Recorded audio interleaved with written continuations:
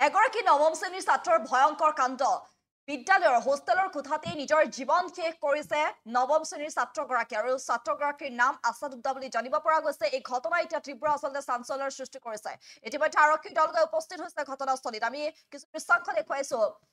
এগৰাকী নৱম শ্ৰেণীৰ ছাত্ৰ আৰু নৱম শ্ৰেণীৰ ছাত্ৰগৰাকী আচলতে যি কাণ্ড সংঘটিত কৰিছে সেই কাণ্ড এতিয়া সকলোকে আচৰিত কৰি তুলিছে। এক গাৰ নোম শিয়ৰি উঠা অন্য এক ঘটনা সংঘটিত হৈছে। এগৰাকী নৱম শ্ৰেণীৰ ছাত্ৰই বিদ্যালয়ৰ হোষ্টেলৰ কোঠাৰ ভিতৰতেই নিজৰ জীৱন শেষ কৰিছে। এগৰাকী নৱম শ্ৰেণীৰ ছাত্ৰ আৰু নৱম শ্ৰেণীত অধ্যয়নৰত ছাত্ৰগৰাকীয়ে বিদ্যালয়ৰ হোষ্টেলৰ কোঠাৰ ভিতৰতেই নিজৰ জীৱন শেষ কৰিছে আৰু ইতিমধ্যে এই ঘটনা এতিয়া তীব্ৰ চাঞ্চল্যৰ সৃষ্টি কৰিছে, তীব্ৰ প্ৰতিক্ৰিয়াৰ সৃষ্টি কৰিছে। যিহেতু হোষ্টেলৰ কোঠাৰ ভিতৰতেই চিপ লোৱাৰ অৱস্থাত উদ্ধাৰ হৈছে ছাত্ৰগৰাকীৰ মৃতদেহ। যিহেতু কেৱল নৱম শ্ৰেণীৰ অধ্যয়নৰত ছাত্ৰ আছিলে, নাম আছিলে আছাদুল্লাহ আৰু আছাদুল্লাহ নামৰ যিগৰাকী আচলতে নৱম শ্ৰেণীৰ ছাত্ৰ আছিলে সেই ছাত্ৰগৰাকী ৰেইনবো ছিনিয়ৰ ছেকেণ্ডেৰী স্কুলত অধ্যয়নৰত আছিলে। দৰঙৰ ধুলাৰ ৰেইনবো ছিনিয়ৰ ছেকেণ্ডেৰী স্কুলৰ অধ্যয়নৰত আছিলে আৰু স্কুলৰে যি বয়জ হোষ্টেল আছিলে বয়জ হোষ্টেলত নিজৰ জীৱন শেষ কৰিছে এই নৱম শ্ৰেণীৰ ছাত্ৰগৰাকীয়ে। আচলতে এয়া আত্মহত্যা নে অইন কিবা সম্প্ৰতিও যিহেতু স্পষ্ট হোৱা নাই। ঘটনাক লৈ তীব্ৰ চাঞ্চল্য বিৰাজমান হৈছে। ইতিমধ্যে আৰক্ষীৰ দল গৈ উপস্থিত হৈছে ঘটনাস্থলীত, তদন্ত প্ৰক্ৰিয়া অব্যাহত ৰাখিছে। ইতিমধ্যে ছাত্ৰগৰাকীৰ নৱম শ্ৰেণীৰ সেই ছাত্ৰগৰাকীৰ মৃতদেহ উদ্ধাৰ কৰি মৰণোত্তৰ পৰীক্ষাৰ বাবে প্ৰেৰণ কৰা হৈছে। এয়া আচলতে আত্মহত্যা নে অইন কিবা সম্প্ৰতি যিটো বৰ্তমানেও স্পষ্ট হোৱা নাই, যাক লৈ এতিয়া তীব্ৰ আচলতে চাঞ্চল্য বিৰাজমান হৈ আছে। ইতিমধ্যে পৰিয়ালৰ লোক গৈ ঘটনাস্থলীত উপস্থিত হৈছে। কান্দোনত ভাঙি পৰা পৰিলক্ষিত হৈছে পৰিয়ালৰ লোকে। এক চাঞ্চল্যকৰ ঘটনা আচলতে সংঘটিত হৈছে। আমি কিছু দৃশ্যাংশ দেখুৱাইছো।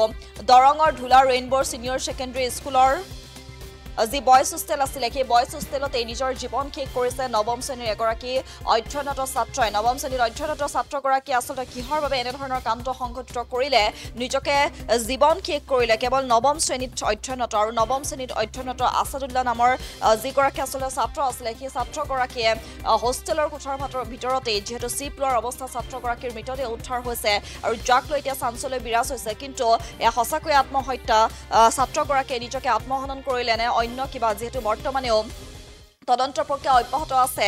তদন্তৰ আওতাত সম্পূৰ্ণ ঘটনাই আচলতে পোহৰলৈ আহিব আৰু ইতিমধ্যে ছাত্ৰগৰাকীৰ মৃতদেহ উদ্ধাৰ কৰি মৰণোত্তৰ পৰীক্ষাৰ বাবে প্ৰেৰণ কৰা হৈছে। পৰিয়ালৰ লোক গৈ ঘটনাস্থলীত উপস্থিত হৈছে। কান্দোনত ভাঙি পৰা এনেদৰে পৰিলক্ষিত হৈছে। তাৰ সমান্তৰালকৈ আৰক্ষীয়ে তদন্ত প্ৰক্ৰিয়া অব্যাহত ৰাখিছে। মৃতদেহ মৰণোত্তৰ পৰীক্ষাৰ বাবে প্ৰেৰণ কৰা হৈছে। আচলতে ছাত্ৰগৰাকীয়ে কিহৰ বাবে এনেধৰণৰ আচলতে সিদ্ধান্ত ল'লে বা আত্মহননৰ পথ বাছি ল'লে কেৱল নৱম শ্ৰেণীতে, তাক লৈ এতিয়া চাঞ্চল্য বিৰাজমান হৈ আছে। কিন্তু সম্প্ৰতি এয়া আচলতে আত্মহত্যা নে অইন কিবা সম্প্ৰতিও যিহেতু স্পষ্ট হোৱা নাই। আৰক্ষীয়ে তদন্ত প্ৰক্ৰিয়া অব্যাহত ৰাখিছে। ঘটনাক লৈ চাঞ্চল্য বৰ্তমানেও বিৰাজমান হৈ আছে।